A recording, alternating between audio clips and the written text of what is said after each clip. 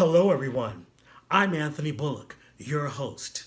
We're in Washington, D.C., the nation's capital.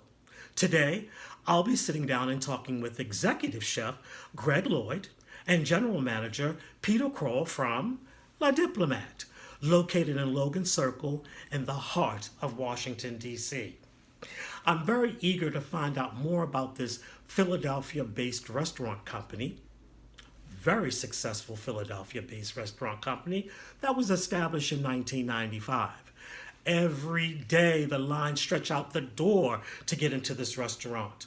Washingtonians and visitors all eager to sample this French bistro-style restaurant.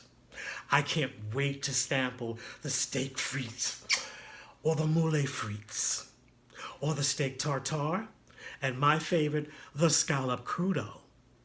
Yes, you can catch all of my reviews on my YouTube channel, A Bullock 846 or Tony Supreme. Stay tuned for this review, and by the way, bon appetit.